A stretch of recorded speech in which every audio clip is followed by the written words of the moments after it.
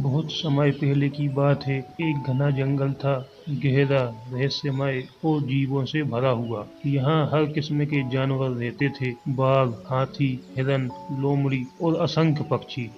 इस जंगल का नाम अन्ना वन था। लेकिन पिछले कुछ महीनों से कुछ अजीब सा हो रहा था। हर पूर्णिमा की रात कोई न कोई जानवर गायब हो जाता था। कभी कोई हिरन, कभी बंदर और कभी कभी तो शेर जैसे ताकतवर जानवर भी। कई जानवरों की लाशें पाई गईं। उनके शरीर पर खून तो होता, लेकिन जख्म का एक भी निशान नहीं होता। ऐसा लगता जैसे किसी ने उनका जीवन रस चूस लिया। जंगल में सन्नाटा छाया हुआ था। जंगल के सारे जानवर डरे हुए थे। वो आपस में तरह तरह की बातें कर रहे थे। पता नहीं हमारे जंगल को किसकी नजर लग गई है।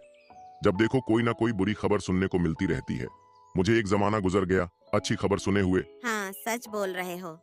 अब तो जंगल में अकेले घूमने में भी मुझे डर लगने लगा है।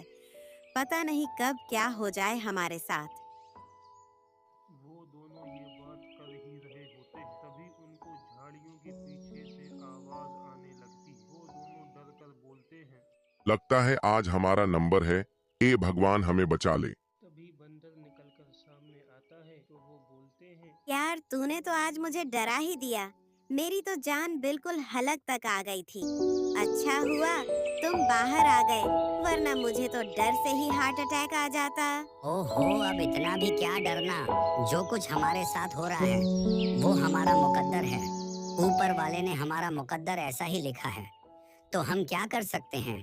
अब यहाँ खड़े होकर बात मत करो, जल्दी से घर चलो, रात होने वाली है। ये बोलकर वो सब वहाँ से चले जाते हैं। लेकिन उस बेचारे बंदर को क्या मालूम था कि आज उसकी बारी है। चुड़ैल उसे मार कर खा जाती है। अगले दिन जंगल में सन्नाटा छाया हुआ था। वो सब के सब डरे हुए थे, क्योंकि बंदर का कुछ पता ही ना था। हाथी भाई, लगता है हमारा दोस्त भी हमें छोड़कर चला गया। अरे नहीं नहीं, शुभ शुभ बोलो। ऐसा नहीं हो सकता। वो कहीं दूर घूमने चला गया होगा, इसलिए हमें दिखाई नहीं दे रहा है। चलो चलकर उसे ढूंढते हैं। मैं एक बात बोलूं, हमें चलकर राजा जी से बात करनी चाहिए और बताना चाहिए कि हमारा दोस्त भी गायब हो गया है। इससे वो और जानवरों को भी बता देंगे, तो उसको ढूंढना आसान हो जाएगा। तुम सही बोल रहे हो। चलो राजा जी के पास चलते हैं। तभी वो दोनों राजा जी के पास जाते हैं तो पहले से ही और भी जानवर वहाँ मौजूद होते हैं। मुझे पता है तुम लोग यहाँ क्यों आए हो। तुम्हारा दोस्त भी गायब हो गया है। हाँ राजा जी, वह भी गायब हो गया है, मिल ही नहीं रहा है। हमने उसे हर जगह तलाश किया, लेकिन वह कहीं नहीं मिला। अच्छा किया तुम लोग यहाँ आ गए।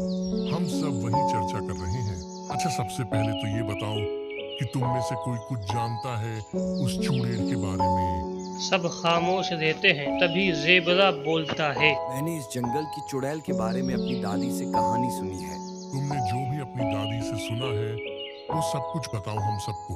पुराने ग्रंथों में कुछ वर्णन है अन्ना वन के बारे में। अन्ना वन में एक समय एक चुड़ैल का वास था। उसका नाम चायनी था। उसे वन के ऋषियों ने बांधकर धरती में दफना दिया था। लेकिन वो जानवरों को क्यों मारती है? मैंने तो सुना था कि वह इंसानों की दुश्मन थी। हाँ, तुम सच बोल रहे हो, लेकिन अब वो आत्माओं को खाती है। उसे फर्क नहीं पड़ता, चाहे वह आत्मा इंसान की हो या फिर जानवर की। लेकिन वह आजाद कैसे हुई? हो सकता है कि किसी इंसान ने वहाँ खुदाई की हो, जिसकी वजह से वह आजाद हो गई हो। हाँ, तुम सच बोल रहे हो, ऐसा ही हुआ होगा।